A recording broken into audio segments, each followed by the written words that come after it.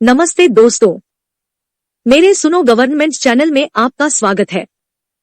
मैं हूं अनीता चौहान, पत्नी Shri Prempal Singh Chauhan, deputy manager, National Fertilizers Limited, Nangal. आज के वीडियो में एम्प्लॉइज पेंशन स्कीम से संबंधित एक नई जानकारी देने के लिए मैं आप सबको मेरे हस्बैंड श्री प्रेमपाल सिंह चौहान से मिलवाती हूं, जो इस विषय के जानकार है। तो चलते हैं।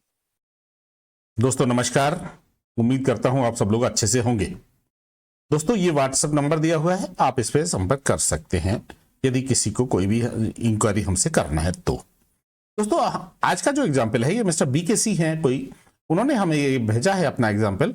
और इनका जो एग्जाम्पल है वो हमने जो इन्होंने डाटा भेजे हैं वो हमने अपने कैलकुलेटर में फिट कर लिए हैं।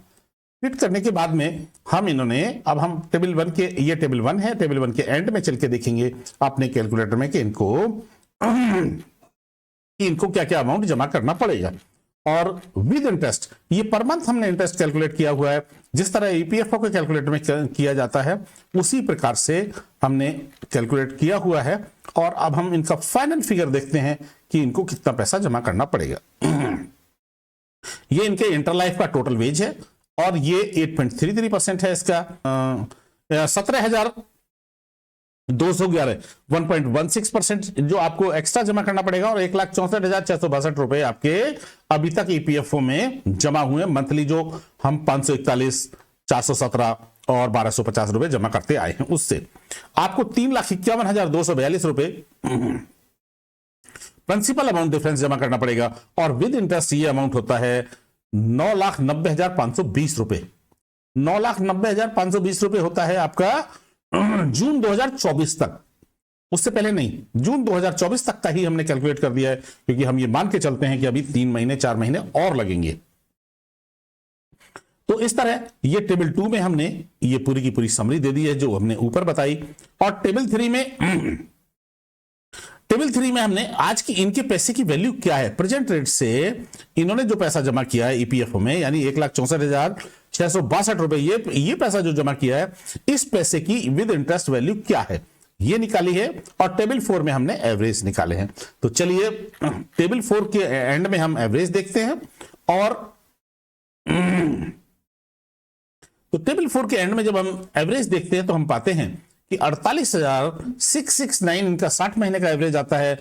और 43,252 रुपए इनका 12 महीने का एवरेज आता है 1/9/2014 से पहले। और 12,167 इनका जो एवरेज आता है वो आता है इनका प्रेजेंट पेंशन के लिए डेट ऑफ एग्जिट के दिन पेंशनेबल सैलरी।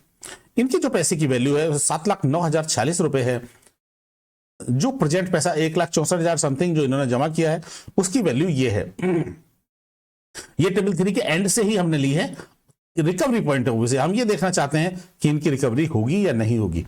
3272 रुपए इनकी प्रेजेंट पेंशन है, इससे इनकी रिकवरी कभी भी नहीं होगी, क्योंकि इंटरेस्ट 7% इंटरेस्ट भी इनका मंथली ज्यादा है। इसलिए मैंने कई बार कहा है, जो 2014 से पहले वाले लोग हैं या जो हायर पेंशन वाले लोग हैं उनको अगेन सुप्रीम कोर्ट में जाना चाहिए और इसको कहना चाहिए कि ये हमारे पैसे की वैल्यू कभी भी रिकवर नहीं होगी। इसलिए हमें पेंशन इतनी 12 महीने के एवरेज से यदि दी जाती है तो फिर हो जा रही है। जो भी 2014 के बाद वाले लोग हैं जिन्होंने अप्लाई नहीं किया है, तो इस तरह इस पेंशन को ऐसा डिजाइन होना चाहिए था कि बंदे की जो एवरेज एज है, एवरेज एज के अंदर ये रिकवरी हो जानी चाहिए। तो लगभग 23 साल तक हमने इसको निकाल के देखा है और 23 साल तक इनकी रिकवरी नहीं होती है। देखिए ये 23 साल तक भी प्रेजेंट पेंशन के हिसाब से इनकी जो रिकवरी है वो कभी भी नहीं होगी। और इनकी जो वैल्यू आती है वो टेबल 3 के हिसाब से 7,09,046 रुपए आती है। अब हम इनकी पेंशन कैलकुलेशन देखते हैं और एरियर कैलकुलेशन देखते हैं। पहले पेंशन देखेंगे फिर एरियर देखेंगे। पहले पेंशन देखने के लिए 7 जनवरी 1960 इनकी डेट ऑफ बर्थ है। 1 नवंबर 1980 को इन्होंने ज्वाइन किया है कंपनी। और इस तरह इनके 15 साल से थोड़ा सा ज्यादा होते हैं 15 नवंबर 95 तक पुरानी पेंशन में, यानी 135 रुपए इनको कंपनसेशन मिलेगा। और 6 जनवरी 2018 को ये रिटायर हो रहे हैं। तो इस तरह 763 इनको पुरानी पेंशन मिलेगी। ठीक है जी।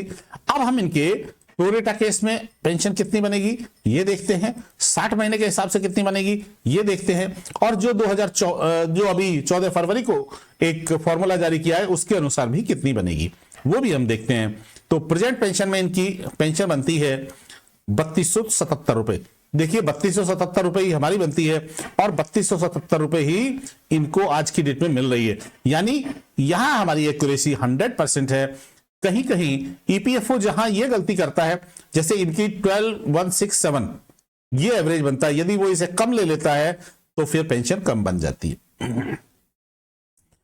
इस तरह अब 60 महीने की इनकी पेंशन हम यदि देखें तो 60 महीने के हिसाब से इनकी पेंशन, क्योंकि इनका ये एवरेज है 48,669 और डेज उतने ही हैं जो पहले थे, तो इसलिए इनकी पेंशन बनेगी 17,558, यानी आप कह सकते हैं लगभग 17,500। प्रोरेटा केस में, जो प्रोरेटा केस ऑलरेडी चल रहा है, हालांकि मैं नहीं मानता कि इन प्रोरेटा पे कभी भी पेंशन मिलेगी, पेंशन इसी पे मिलेगी क्योंकि सुप्रीम कोर्ट का ये डिसीजन है। और ये तो प्रोरेटा केस में इनकी पेंशन बनती है 12 महीने का यदि हम एवरेज लेते हैं तो 43,252 रुपए बनती है और इनकी जो पेंशन बनती है वो 15,950 रुपए बनती है।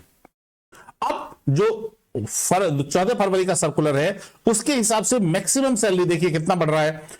2014 से पहले की मंथली मैक्सिमम सैलरी यदि वो एवरेज से ज्यादा है, यानी 48,000 से कम है, और मंथली मैक्सिमम मंथली 44,000 है, तो इस तरह ये 44,458 हम लेंगे, ना कि 12 महीने का एवरेज लेंगे। इस केस में इनकी 358 रुपए पेंशन बढ़ जा रही है, 358 रुपीज पेंशन इनकी बढ़ जाएगी। ये वाली जो टेबल है, इस टेबल में हमने इनके पेंशन के एरियर कैलकुलेट किए हैं, जो कि ये प्रेजेंट पेंशन 60 महीने के हिसाब से भी, प्रोरेटा के हिसाब से भी और प्रेजेंट पेंशन के हिसाब से भी, जो प्रेजेंट पेंशन इनको आज की डेट में मिल रही है, ये हमने इसका एवरेज कैलकुलेट किया है। ठीक है जी।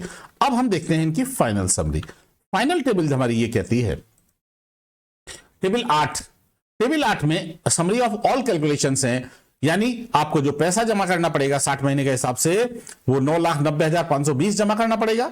ये देखिए, ये यहां पे ये दिया हुआ है, और 1,64,000 आपने पैसा जमा किया है। टोटल वैल्यू, इस पैसे की वैल्यू होती है 7,09,046।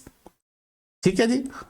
तो इस तरह 16,99,566 रुपए आपके टोटल पैसे की वैल्यु, यदि एक एक पैसे का हिसाब लगाया जाए तो उसमें आपका इतना पैसा जमा हुआ है। अब हम देखते हैं इनकी रिकवरी कितनी हुई है।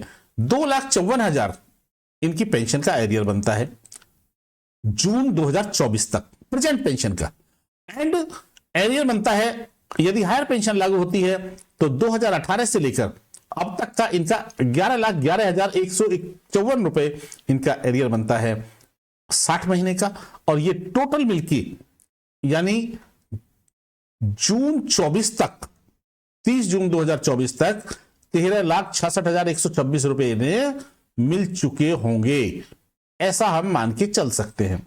और यदि प्रोरेटा लागू होता है तो 12,41,000 इनको मिल चुके होंगे।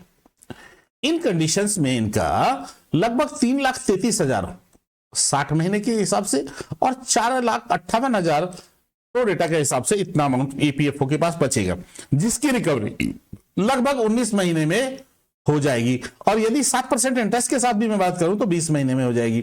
इसी तरह लगभग 29 महीने में इनकी प्रोरेटा से रिकवरी हो जाएगी और 31 महीने में इनकी विद इंटरेस्ट रिकवरी हो जाएगी। विद इंटरेस्ट कैलकुलेशन हमने टेबल 9 में की है, तो यदि इनको देखना है तो ये पूरी की पूरी कैलकुलेशन हमने 20 महीने में ये मंथली इंटरेस्ट लगाया हमने, और इसको ईयरली कंपाउंड किया है हमने, क्योंकि ईपीएफओ के अंदर ईयरली कंपाउंड ही होता है। एवरी अप्रैल हमने इस इंटरेस्ट को जोड़ दिया है उस इंटरेस्ट में। तो इस तरह इनकी रिकवरी दोनों केस में, एक में 20 महीने और 34 महीने रिकवरी में इनकी होती है। तो इस तरह ये अमाउंट जो इनके एरियर्स के अमाउंट हैं वो पहले उस टेबल में आ ही गए हैं। तो मैं समझता हूं आपको ये पूरे पॉइंट क्लियर हो गए होंगे। अब हम मिलते हैं आपसे अगले वीडियो में। बहुत आज की यह वीडियो आपको कैसी लगी कमेंट करके जरूर बताएं। इस वीडियो को देखने के लिए धन्यवाद। लाइक और सब्सक्राइब करें, बेल आइकॉन जरूर दबाएं। आज की